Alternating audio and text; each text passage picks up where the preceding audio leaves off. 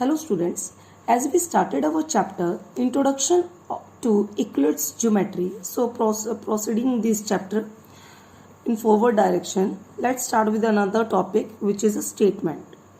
तो बेटा आप लोगों को अब तक मैंने क्या करवाया था, वी हैव डन कि थेल्स ने क्या किया, पाइथागोरस कहाँ से क्या किसका स्टूडेंट था, उनने साथ मिलके कैसे कई आर्टिकल्स वगैरह जो भी लिखे हुए थे उन सबको कलेक्ट करके ये यूक्लिड्स ने क्या किया, उन सबको कलेक्ट किया और एक अरेंज कर दिया। उस अरेंज करके उसने उस बुक का नाम क्या रखा बेटा, एलिमेंट्स।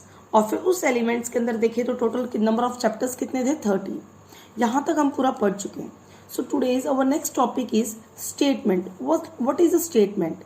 बेटा आज हम सबसे पहले कुछ पर्टिकुलर डेफिनेशंस देखेंगे, फिर देखेंगे उन डेफिनेशंस का कैसे यूक्लिड्स ने यूज किया है।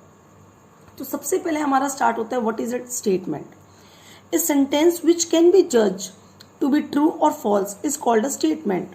तो स्टेटमेंट क्या होता है, एक ऐसा सेंटेंस जिसे आप जज करके ये कह सकते हैं कि या तो ये ट्रू है या फिर ये क्या है, फॉल्स, जिसमें आपको कंफ्यूजन ना रहे। फॉर एग्जाम्पल मैंने आपसे कहा कि हाउ मेनी मंथ्स, या फिर मैं यही कह रही हूँ आपको there are 12 months in a year, तो सबको पता है कि हाँ 12 मंथ्स ही होते हैं, तो इट्स अ ट्रू स्टेटमेंट। और अगर मैंने कहा there are 14 months in a year, तो ये कैसी स्टेटमेंट हो गई बेटा, फॉल्स। तो this is also a statement. तो स्टेटमेंट क्या कहते हैं, आप उसको जज कर सके either it is a true और फॉल्स। तो कोई भी सेंटेंस आपका किस में कन्वर्ट हो जाएगा, स्टेटमेंट में। तो एक सेंटेंस विच कैन बी जज टू बी ट्रू और फॉल्स। फॉर एग्जाम्पल एक एग्जाम्पल देखते हैं बेटा, जैसे कि अगर कोई क्राइम हो जाता है, उसके बाद जब पुलिस आती है आपके पास, तो जब पुलिस आई तो वो क्या कहती है कि अगर कोई एविडेंस है वहां पर, तो उनसे कहती है कि इनकी स्टेटमेंट नोट डाउन करो। ये चीज होती है ना आपके साथ। तो अगर आपने ये चीज टीवी वगैरह में देखते हैं ना हम लोग, तो जब हमने ये देखा कि पुलिस ने ये वर्ड यूज किया कि इसकी स्टेटमेंट नोट करो, दैट मीन्स उसका मतलब क्या, वो ये भी तो कह सकता था ये जो सेंटेंस बोल रहा है वो सेंटेंस को नोट डाउन करो। तो इसका मतलब क्या हुआ, अगर वो स्टेटमेंट बोल रहा है दैट मीन्स वो जज कर पाएगा वो जो चीज उसने बोली है, वो जो वहां का एविडेंस है, बंदा है, वो जो बता रहा है वो आइदर ट्रू है या फिर क्या है बेटा, फॉल्स। इसलिए उसको किस में कन्वर्ट किया जाता है, स्टेटमेंट में। फॉर एग्जाम्पल जैसे मैंने आपसे कहा कि sum of all the triangle, interior जो एंगल होते हैं ना, sum of all the angles in a triangle is 180 degree. तो आप मुझे बताओ ये चीज क्या है, दिस इज अ ट्रू, क्योंकि इसमें कोई प्रॉब्लम ही नहीं है, तो ये सेंटेंस आपका क्या हो गया, true. So this is a statement, ये स्टेटमेंट है आपके पास। एक और एग्जांपल देखते हैं, there are 14 months in a year. अब बताइए कंडीशन, इस कंडीशन में मैंने क्या बोला, 14 मंथ्स होते हैं इन ईयर, तो ये सबको पता है कि ओनली 12 मंथ्स होते हैं। चाहे आप कभी भी कहीं भी चले जाए, ये जो सेंटेंस है ये फॉल्स ही रहेगा। सो this is your statement, this is also statement. ठीक है बेटा, तो ये भी स्टेटमेंट हो गया। अब नेक्स्ट देखते हैं, अगर मैं कोई इक्वेशन आपको दे दूं इनइक्वालिटी की, for example x + 1 is greater than 10, ये स्टेटमेंट है। So this statement example 1, 2 and 3। बेटा इस थर्ड में अगर आप ध्यान से देखिए, इफ यू पुट, इफ अगर मैं x को लिख लेती हूँ यहाँ पर 2, x को क्या रखा मैंने 2, तो आप मुझे बताइए क्या आएगा, 2 + 1 greater than 10, 3 is greater than 10। ये ट्रू है क्या, नहीं, ये क्या आपके पास फॉल्स। तो आपने क्या कहा, दिस सेंटेंस इज फॉल्स। अब दूसरा देखिए, और अगर मैंने x को पुट कर दिया 10, तो ये क्या कन्वर्ट हो जाएगा, 11 इज ग्रेटर देन 10। अब ये चीज क्या आपके पास, ट्रू। दैट मीन्स इस पर्टिकुलर गिवन जो आपको मिला है एग्जाम्पल, इसमें कभी फॉल्स आ रहा है और कभी क्या आ रहा है, true. That depends on x। तो ऐसा केस जिसमें आप ट्रू और फॉल्स में एग्जैक्ट आइडेंटिफाई नहीं कर पाए, that is not a statement, ये स्टेटमेंट नहीं है। क्योंकि स्टेटमेंट क्या होती है, इफ अ सेंटेंस कैन जज आइदर बी ट्रू और फॉल्स, बोथ कंडीशन नहीं होनी चाहिए। बोथ आपको कंफ्यूज कर रहा है बेटा कि कभी फॉल्स कभी ट्रू, तो ऐसा केस नहीं होना चाहिए। सो दिस इज योर तो ये स्टेटमेंट आपकी क्या हो गई उस केस में, this statement is not a statement, sorry this sentence is not a statement. तो ये गिवन सेंटेंस आपका स्टेटमेंट नहीं है। तो आई होप आपको स्टेटमेंट समझ में आया होगा। व्हाट इज स्टेटमेंट, बेटा इस स्टेटमेंट का हम आगे यूज करेंगे। So you have to clear first of all what is a statement, a sentence which can be judged to be true और फॉल्स। एग्जाम्पल से मैंने आपको बता दिया, अगर कोई सेंटेंस बिल्कुल फॉल्स है तो भी स्टेटमेंट होगा, ट्रू है तो भी होगा, लेकिन अगर जो दोनों केस में चल रहा है वो आपका स्टेटमेंट नहीं है। अब नेक्स्ट टॉपिक देखते हैं हम इसके आगे। स्टेटमेंट होने के बाद इक्लुड्स assumed certain properties which were not to be proved। अब बेटा इक्लुड्स ने क्या किया, कुछ प्रॉपर्टीज बताई जिनको प्रूव नहीं किया जा सकता, which not be proved, assume कर ली certain properties। These assumptions are actually obvious universal truth।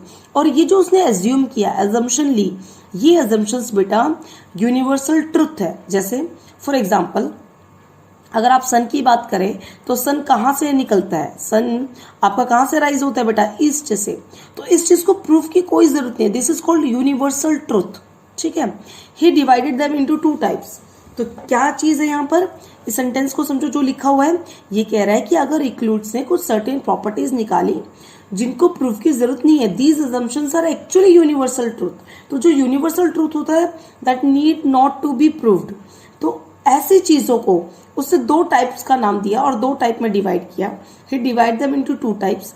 एक का नाम रखा बेटा एक्सियम्स, क्या रखा, एक्सियम, और दूसरे का नाम रखा पोस्टुलेट। एक्सियम और पोस्टुलेट दोनों एक ही चीज है बेटा, अब आगे आपको समझ में आ जाएगा। दोनों में ही यूनिवर्सल ट्रूथ होता है और दोनों को प्रूफ करने की जरूरत नहीं पड़ेगी। अब देखते हैं इसके डेफिनेशन क्या कह रही है। तो बेटा एक्सियम क्या है, self evident true statements used throughout the mathematics and not specifically link to geometry. अब देखो यहां आ गया ना word statement, self evident true.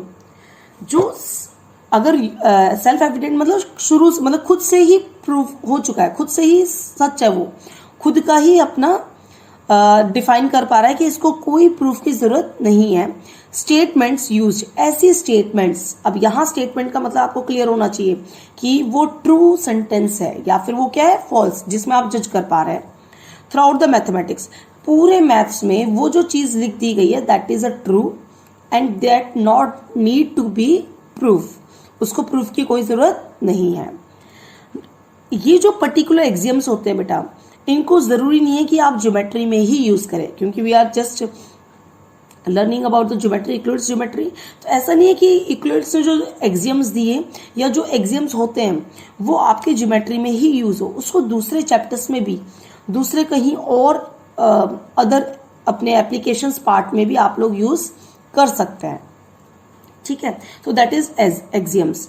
Postulate क्या होता है बेटा, पोस्टुलेट भी सेम यही है, self evident true statement used not throughout mathematics, it is specific to geometry, जो सिर्फ ज्योमेट्री में यूज किए जाए। जो ऐसे बेटा आपके पास प्रूविंग स्टेटमेंट आ चुकी है जो सिर्फ ज्योमेट्री में यूज हो रही है, दैट इज पोस्टुलेट, और जिसको आप ज्योमेट्री के बाहर भी कहीं और यूज कर रहे हैं दैट इज एक्सियम। तो आई होप आपको समझ में आया होगा what is axiom and what is postulate. तो बेटा दोनों ही ऐसी चीजें जो पहले से प्रूव है, यूनिवर्सल ट्रुथ है, they not need to be proof, उनको प्रूफ करने की कोई जरूरत नहीं है। हाँ, लेकिन अगर आप उसको ज्योमेट्री के बाहर भी कहीं भी यूज कर रहे हैं, मैथ्स के फील्ड में या कहीं भी उसके एप्लीकेशन पार्ट को, तो दैट इज योर एक्सियम। और अगर आप उसको सिर्फ और सिर्फ ज्योमेट्री में ही यूज कर रहे हैं तो वो क्या कहलाएगा, पोस्टुलेट। तो आई होप आपको यहां तक अच्छे से क्लियर हुआ होगा बेटा कि इक्लुड्स व्हाट इज अ स्टेटमेंट। सबसे पहले हमने पढ़ा कि जिसमें आप जज कर सके आइदर ट्रू और फॉल्स। अच्छा, सेकंड हमने पढ़ा एक्सियम और पोस्टुलेट, जो यूनिवर्सल ट्रूथ चीजें हैं जिनको प्रूव करने की कोई जरूरत नहीं है। फॉर एग्जाम्पल, अब देखो किसको प्रूव करने की जरूरत नहीं है, यहां मैंने एक एंगल बनाया, ठीक है, दिस इज ऑफ 60 डिग्री। अब मैं क्या कह रही हूं, इसका मैंने एक पार्ट लिया 10 डिग्री का। अब जो 10 डिग्री है, क्योंकि वो 60 डिग्री का ही पार्ट है, तो ये इससे हमेशा क्या होगा बेटा, छोटा ही होगा। तो दिस इज योर एक्सियम। इसको क्या प्रूव करोगे आप, because this is a part of this, ये इस पूरे कंप्लीट 60 डिग्री का पार्ट है, 10 डिग्री उसमें से निकाला है मैंने, तो ये हमेशा इससे क्या होगा, छोटा। या फिर आप ये कह सकते हो 60 डिग्री जिसका एक पार्ट निकला है 10 डिग्री, तो जो 60 डिग्री है वो अपने पार्ट से हमेशा क्या होगा, बड़ा। Whole is always greater than their part. तो ये भी चीज क्या है, ये ट्रुथ है, ये सबको पता है। तो ऐसी जो सेंटेंस स्टेटमेंट्स हैं, उन स्टेटमेंट्स को बेटा क्या कहते हैं हम लोग, एक्सियम्स या फिर पोस्टुलेट। दोनों में बिल्कुल भी डिफरेंस नहीं है। नाउअडेज दोनों को बिल्कुल सेम ट्रीट किया जाता है, बस दोनों में एक चीज का डिफरेंस है कि पोस्टुलेट्स को हम लोग सिर्फ ज्योमेट्री में यूज करते हैं और जो एक्सियम्स है उनको पूरे मैथमेटिक्स में कहीं भी आप यूज कर सकते हैं। तो ये दो टाइप्स में यूक्लिड्स ने अपनी अजम्पशंस को डिवाइड किया, एक्सियम एंड पोस्टुलेट्स। अब नेक्स्ट देखते हैं बेटा, एक्सियम और पोस्टुलेट के बाद a statement requires a proof is called a theorem. अब नेक्स्ट टॉपिक क्या आ गया हमारे पास, theorem. What is a theorem? ऐसे स्टेटमेंट्स, अब देखो हर जगह आपका स्टेटमेंट वर्ड आ रहा है, तो you must be clear that what is a sentence नहीं है यहाँ पर, क्योंकि सेंटेंस कुछ भी हो सकता है बेटा। सो this is a statement that requires a proof. तो ऐसी स्टेटमेंट जिसको प्रूफ की जरूरत हो, जो बाय डिफॉल्ट यूनिवर्सल ट्रूथ नहीं है, it need to be proof, आपको प्रूफ करना होगा, that is called your theorem. और थ्योरम को बेटा किस नाम से जाना जाता है, इसको हम प्रोपोजिशन, क्या लिखेंगे, मैं लिख देती हूं यहां पे,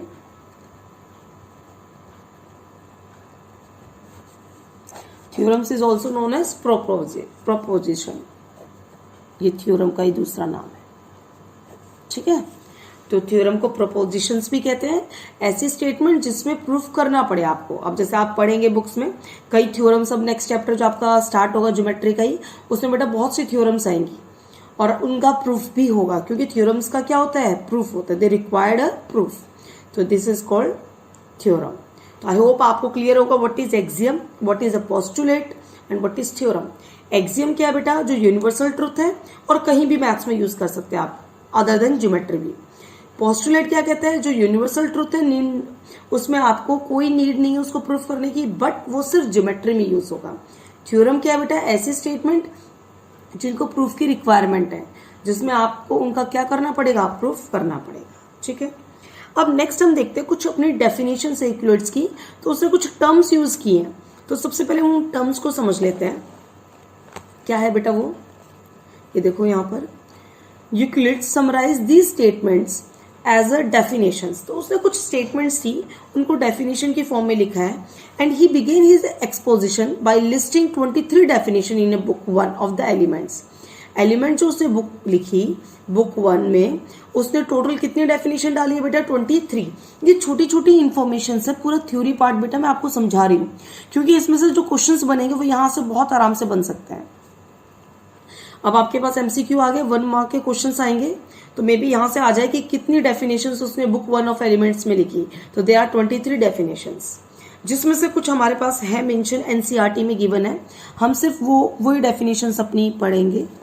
तो क्या क्या है बेटा, अब इनको समझ लेते हैं। फर्स्ट है हमारे पास, a point is that which has a no part. तो पहला क्या निकल गया, व्हाट इज अ पॉइंट। बेटा पॉइंट क्या होता है, this dot is called a point. Point क्या होता है, जिसकी अपनी कोई डायमेंशंस नहीं होती, ना लेंथ है, ना ब्रेड्थ है, ना हाइट है, कुछ नहीं है। तो that means a point is that which has no part, उसका कोई अपना पार्ट नहीं होता। नेक्स्ट है, a line is a breadthless length. Line क्या होता है बेटा, जैसे ये मैंने बनाया, ठीक है, दिस इज योर लाइन। तो लाइन जो आई उसमें लेंथ तो आ गई, क्या इसकी ब्रेड्थ होती है, ब्रेड्थ मतलब मोटाई, चौड़ाई, इसकी कोई अपनी चौड़ाई नहीं है। आप देख लो इसकी अगर आप ब्रेड्थ नापेंगे कुछ नहीं, इट हैज ओनली लेंथ। तो line is breadthless length. Next है, the ends of a line are points. जो लाइन के एंड्स होते हैं, दिस इज कॉल्ड एंड, वो क्या होते हैं बेटा, पॉइंट ही होते हैं, क्योंकि कोई भी लाइन कहीं भी खत्म करेगा। आप फॉर एग्जांपल आपने यहाँ स्टॉप लिख कर दिया और आपने यहाँ से स्टार्ट किया, तो स्टार्ट भी इसका एक पॉइंट से होता है और एंड भी इसका कहाँ होता है, एक पॉइंट से ही होता है। नेक्स्ट है, a straight line is a line which lies evenly with a points on itself। ये क्या कह रहा है आपसे,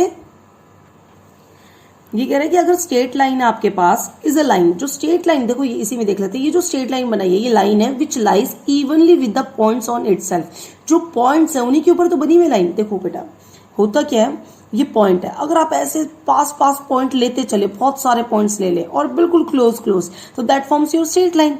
तो ये वही चीज समझा रहा है। नेक्स्ट है आपके पास, a surface is that which has a length and breadth only. Surface क्या होता है बेटा, जिसमें आपके पास क्या होगी, एक लेंथ होगी और दूसरी क्या होगी, उसकी ब्रेड्थ होगी, तो that is your surface. For example ये देखो, इसमें लेंथ भी है और ब्रेड्थ भी है, ये आपके पास सरफेस है। The edge of a surface are line, और ये क्या होते हैं बेटा, एज होते हैं इसके, तो ये एज क्या है, ये एक स्ट्रेट लाइन ही है। A plane surface is a surface which lies evenly with the straight lines on itself. अब देखो ये क्या समझाने की कोशिश कर रहा है, जब आप बहुत सारी लाइंस, अब देखो बहुत सारे डॉट्स मिलाए हमने, पॉइंट्स मिलाए, तो that forms a straight line.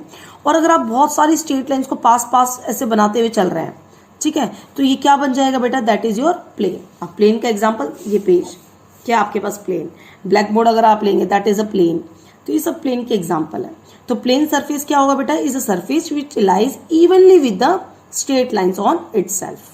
अगर आप स्ट्रेट लाइन्स के ऊपर स्ट्रेट लाइन रखते हुए चलेंगे, और that forms your plane surface. ठीक है, तो ये थे आपके पास यहाँ पर कुछ फ्यू डेफिनेशंस थी 23 डेफिनेशन में से, तो ये भी आपको बेटा अच्छे से लर्न रखनी है, याद करनी है। अब नेक्स्ट देखते हैं हम लोग इसके नेक्स्ट टॉपिक में हम देखेंगे एक्सियम्स एंड पोस्टुलेट।